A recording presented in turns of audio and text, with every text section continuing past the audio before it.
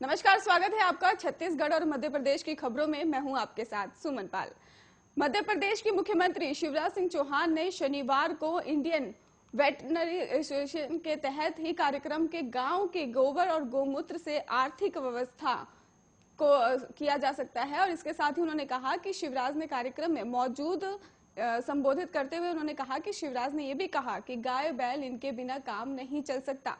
सरकार ने तो गौशाला बना दी, लेकिन अब तक समाज नहीं जुड़ेगा जब तक सरकारी गौशालाओं से काम नहीं चलेगा। हम मध्य प्रदेश के अलख जगाने की कोशिश कर रहे हैं। मुख्यमंत्री ने आगे कहा कि गाय के गोबर से, गोमूत्र से हम चाहे तो खुद की भी अर्थव्यवस्था को सुदृढ़ कर सकते हैं और देश के आर्थिक रूप से सक्षम बना सकते हैं। वो हमको स्थापित करना पड़ेगा। अंत में शिवराज ने कहा कि गोपालन में गोबर और गोमूत्र के खाद, कीटनाशक दवाइयां और अनेकों चीज बन सकती है। अब आजकल मध्य प्रदेश के शमशान घाट में हम कोशिश कर रहे हैं कि लकड़ी ना जले, गोबर से जो गोकास्ट बनाई जाती है इसका इस्तेमाल हो सके। हम गोबर खरीद कर उससे कैसे खाद और बाकी चीजें बना सकते हैं, उस दिशा में भी काम किया जा रहा है। आइए आपको सुनाते हैं क्या कहा शिवराज सिंह चौहान ने। गाय बैल इनके बिना काम चल नहीं सकता। सरकार ने अभ्यारण्य बनाए, गौशालाएं बनाई, लेकिन जब तक समाज नहीं जुड़ेगा तब तक सरकारी गौशालाओं से काम नहीं चलेगा। हम मध्य प्रदेश में अलग जगाने की कोशिश कर रहे हैं। अब अमूल इसका उदाहरण है। आपने बताया कि ये गाय से, गोबर से, गोमूत्र से हम चाहें तो अपने खुद की अर्थव्यवस्था को भी सुदृढ़ कर सकते हैं और देश को भी आर्थिक रूप से सक्षम बना सकते हैं। वो हमको स्थापित करना पड़ेगा।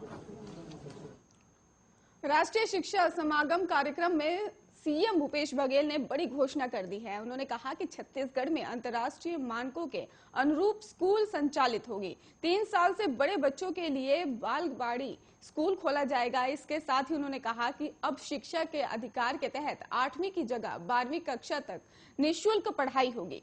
सीएम भूपेश बघेल ने इस दौरान छत्तीसगढ़ को स्कूली शिक्षा के विजन डॉक्यूमेंट 2030 के तहत 3 महत्वपूर्ण घोषणाएं की। स्वामी आत्मानंद अंग्रेजी माध्यम विद्यालय की तर्ज पर गुणवत्ता युक्त शिक्षा प्रदान करने के लिए अंतर्राष्ट्रीय मानक के अनुरूप विद्यालय संचालित किए जाएंगे और 3 वर्ष से ज्यादा आयु समूह के छोटे बच्चों के लिए बालगाड़ी संचालन कर उन्हें पूर्व प्राथमिक शिक्षा प्रदान की जाएगी। और इसके साथ ही कक्षा 9वीं से 12वीं के विद्यार्थियों को रोजगारों शिक्षा प्रदान की जाएगी। और आपको ये भी बता दें, इसको लेकर साथ ही साथ किसी विधा विशेष में हुनर अर्जित कर सकेंगे छात्र। और इसके साथ ही सीएम भूपेश बघेल ने कहा कि प्रदेश में ऐसा कोई अस्पताल नहीं है कि जिसमें आईएएस और आईपीएस अधिकारी अपना और अपने बच्चों का इलाज करवा सके। ऐसा कोई स्कूल नहीं है जिसमें आईएएस और आईपीएस के बच्चे अध्ययन कर सके। उन्होंने कहा कि प्रदेश का गठन हुए कई साल हो चुके हैं, लेकिन 21 साल बाद कांग्रेस की सरकार ने आईएएस और आईपीएस के बच्चों के अध्ययन के लिए आत्मानंद स्कूल जैसी सर्व सुविधा युक्त अंग्रेजी माध्यम स्कूल की शुरुआत की है।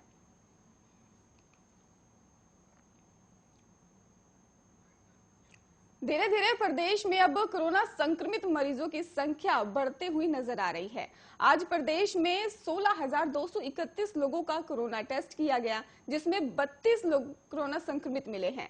वहीं आज पॉजिटिविटी दर की बात की जाए तो 0.20% है। हालांकि राहत की बात यह है कि प्रदेश में आज किसी की भी मौत कोरोना से नहीं हुई है। प्रदेश में 4 जिले ऐसे हैं जहां संक्रमित मरीजोों की संख्या 0 है, जिनमें कबीरधाम, बलरामपुर, नारायणपुर और बीजापुर का नाम शामिल है। छत्तीसगढ़ में कोरोना से बचाव के लिए अब तक 80,72,292 लोगों की टीके की दोनों खुराक दी जा चुकी है और पहली और दूसरी यानी कि दोनों डोज को मिलाकर प्रदेश भर में कुल 2,44,68,748 टीके लगाए गए हैं। प्रदेश के 1,64,06,456 लोगों को संक्रमण से बचाया भी जा चुका है। आपको बता दें कि इनमें से 45 साल से ज्यादा के 91% और 18 से 44 साल आयु वर्ग के 74% नागरिक पहला टीका लगवा चुके हैं। इन दोनों आयु वर्गों में पहला टीका लगवा चुके 63% और 38% लोगों को दूसरा टीका भी लगाया जा चुका है। राज्य में 45 साल से ज्यादा के करीब 40 लाख और 18 से लेकर 45 आयु वर्ग के लगभग 36 लाख लोग कोरोना से बचाव के लिए दोनों टीके लगवा चुके हैं।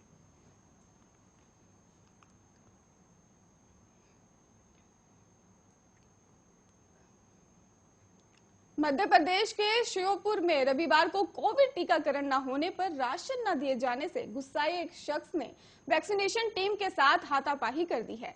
जानकारी के अनुसार मारपीट करने वाला व्यक्ति शराब के नशे में बताया जा रहा है।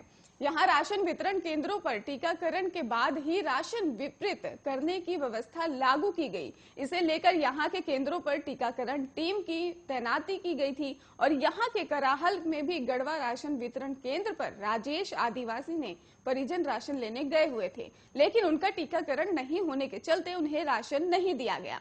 ये बात जब राजेश को पता चली तो वो शराब के नशे में वहां पहुंच गया और केंद्र संचालकों के साथ गाली गलौज करने लगा।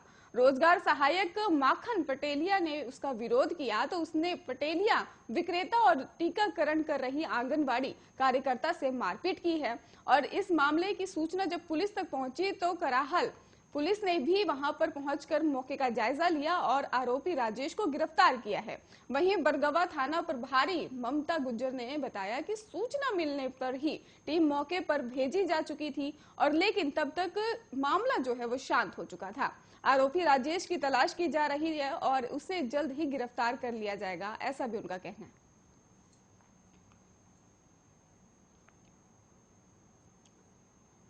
प्रधानमंत्री नरेंद्र मोदी सोमवार को भोपाल में होंगे। इस दौरान वे नए रंग रूप में बनकर तैयार हुए कमलापति रेलवे स्टेशन का उद्घाटन करेंगे। इसके साथ ही पीएम उज्जैन फतेहाबाद रेल मार्ग का भी वर्चुअली लोकार्पण करेंगे। वर्चुअली होने वाले इस लोकार्पण से पहले स्टेशन की व्यवस्था देखने के लिए रविवार को रतलाम मंडल की डीआरएम और उज्जैन सांसद अनिल फिरोजिया ने अधिकारियों के साथ लोकार्पण कार्यक्रम की तैयारियों का जायजा लिया है और सोमवार दोपहर 2 बजे प्रधानमंत्री नरेंद्र मोदी उज्जैन स्टेशन से मेमू ट्रेन को हरी झंडी दिखाकर फतेहाबाद से इंदौर के लिए रवाना करेंगे।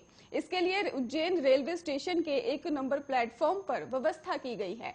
यहाँ एक एलईडी लगाई गई है। इसके साथ ही आपको बता दें कि अलग अलग कैमरे और तकनीक के माध्यम से भी पीएम यहां पर जुड़ेंगे। आपको ये भी बता दें कि लंबे इंतजार के बाद उज्जैन फतेहाबाद के 23 किलोमीटर लंबे रेल मार्ग पर यात्री ट्रेन चलाई जाएगी।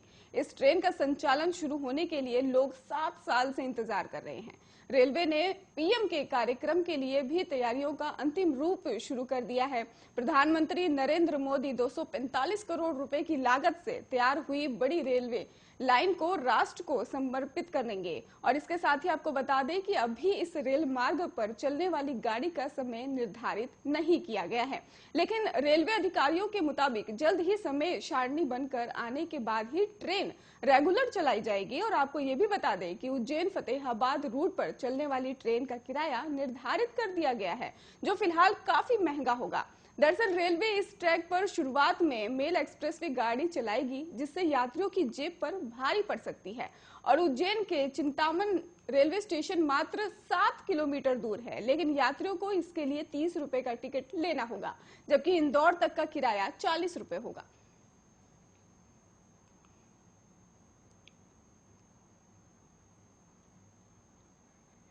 मध्य प्रदेश के शिवपुरी में मनियर टोल टैक्स के पास बनी पानी की टंकी पर एक परिवार चढ़ गया। यहां से जान देने की धमकी देने लगा। पानी की टंकी पर चढ़े इस कुशवाहा परिवार का आरोप है कि उनकी कीमती जमीन को एक पटवारी ने धोखाधड़ी करके अपने परिजनों के नाम करवा लिया है। टंकी पर चढ़े इस परिवार का कहना है कि पटवारी ने उनके साथ धोखाधड़ी करी है। पानी की टंकी पर कुशवाहा परिवार की एक महिला और 2 बच्चे चढ़ गए। यहां से जान देने की धमकी देने लगे। पानी की टंकी पर चढ़े इस परिवार का आरोप है कि पटवारी दीपक वर्मा ने पोहरी चौराहा के पास ही उनकी जमीन धोखाधड़ी करके उनके परिवार वालों के नाम कर दिया है, अपने परिवार वालों के नाम कर दिया है। और इसके साथ ही उन्होंने कहा कि टंकी पर चढ़ी कुशवाहा परिवार की महिला मीना कुशवाहा ने यह भी जानकारी बताई है कि उसका पति लक्ष्मण कुशवाहा नशे का आदी है। नशे की हालत में पति को गुमराह करके दीपक वर्मा ने उसकी जमीन हड़प ली है। महिला का कहना है कि जमीन की कीमत करीब 5 करोड़ रुपए है। महिला और उसके बच्चों की अगर बात की जाए तो उनका यह भी कहना है कि पानी की टंकी पर चढ़ने की सूचना जब पुलिस विभाग को मिली है तो वो भी मौके पर पहुंचे हुए हैं। वहीं महिला को समझाने का प्रयास किया जा रहा है और स्थानीय लोगों की मदद से महिला को समझाया भी जा रहा है, लेकिन कोई फर्क पड़ता हुआ नजर नहीं आ रहा। सूचना मिलने के बाद बड़ी संख्या में पुलिस बल मौके पर पहुंचा। हंगामे की बात की जाए तो वहां पर फिलहाल हंगामा अभी भी जारी है। 15 नवंबर को जनजातीय गौरव दिवस के रूप में मनाने को लेकर विपक्षी दल बीजेपी सरकार पर वोट बैंक की राजनीति करने का आरोप लगा रहा है। इस पर केंद्रीय कृषि मंत्री नरेंद्र सिंह तोमर ने पलटवार किया है। तोमर ने कहा कि Bharatiya Janata party vote bank की राजनीति नहीं करती। जो दल इस तरह की चर्चा करते हैं वो सिर्फ वोट की राजनीति करते हैं। मंत्री तोमर ने कहा कि भारतीय जनता पार्टी वोट की राजनीति नहीं करती, सारा देश इस बात का साक्षी है। और इसके साथ ही उन्होंने कहा कि हमारे अनेक जनजातीय बंधु ऐसे हुए हैं जिन्होंने आजादी के प्रथम और दूसरे स्वतंत्रता संग्राम में पूरा संघर्ष किया है और देश को आजाद कराने के लिए बराबरी के साथ योगदान भी दिया है। उन्होंने बताया कि हम गोंडावाना क्षेत्र में देखें तो रघुनाथ राव शंकर शाह का नाम आता है, मालवा में देखें तो टटिया मामा का नाम आता है, झारखंड में देखें तो भगवान बिरसा मुंडा का नाम आता है, इसी तरह गोंडावाना क्षेत्र में देखें तो रानी दुर्गावती का नाम आता है। मंत्री तोमर ने कहा कि आजादी के आंदोलन में संघर्ष किया और भारतीय जनता पार्टी की राज्य की सरकार ने आजादी के वर्षों बाद रघुनाथ और शंकर शाह की प्रतिमा जबलपुर में स्थापित की, जहां कार्यक्रम प्रारंभ किया गया और रानी दुर्गावती जी की प्रतिमा स्थापित की गई। वहां भी कार्यक्रम प्रारंभ किया गया और आपको ये भी बता दें कि इसको लेकर इस दृष्टि से भी काम किया जा रहा है।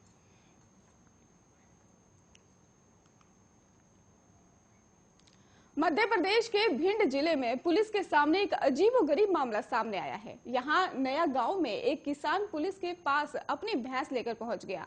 किसान का कहना है कि उसकी भैंस कई दिनों से उसे दूध नहीं धोने दे रही है और उसकी मदद की जाए। पुलिस से मदद मांगते हुए किसान का वीडियो सोशल मीडिया पर जमकर वायरल हो रहा है। पुलिस ने पशु चिकित्सक से बात करके किसान की मदद करने का आश्वासन दिया है। आपको बता दें कि पुलिस के अनुसार बाबूलाल जाटव, जो कि नया गांव का निवासी है, उसने पुलिस के पास शिकायत दर्ज कराई थी कि उसकी भैंस कई दिनों से उसे दूध नहीं दूने दे रही है और शिकायत के करीब 4 घंटे बाद वो अपनी भैंस को लेकर थाने आया। इसके बाद पुलिस ने पशु चिकित्सक को बुलाकर उसकी मदद की। अगली सुबह किसान ने आकर पुलिस को धन्यवाद किया और बताया कि उसकी भैंस अब उसे दूध दूने दे रही है। झीरम घाटी नक्सली हमले पर न्यायिक आयोग की रिपोर्ट सौंपे जाने को लेकर विवाद के बीच छत्तीसगढ़ की राज्यपाल अनुसुईया ने रविवार को कहा कि रिपोर्ट उन्हें सौंपे जाने के बारे में सवाल आयोग में पूछा जाना चाहिए।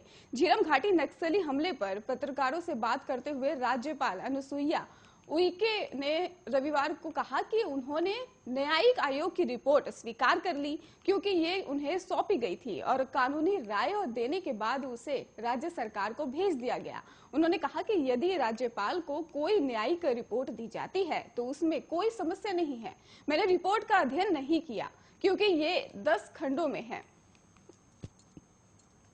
आपको बता दें कि 4184 पृष्ठों में है और मेरी ओर से रिपोर्ट सीधे राज्य सरकार को भेजी गई है, ऐसा उनका कहना है। लेकिन ये कैसे लीक हुई कि कांग्रेस का आरोप यह है कि आरोप आपकी ही बताए कि कैसे हुआ, तो क्या मुझे डाकिया की तरफ रिपोर्ट सरकार को सौंपनी चाहिए?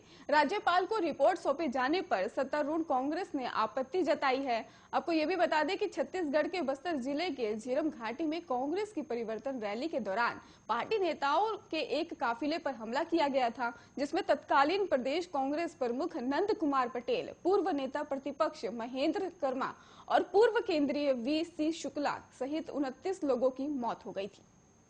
खबरों का सिलसिला लगातार जारी है, आप जुड़े रहिए आर्य न्यूज के साथ।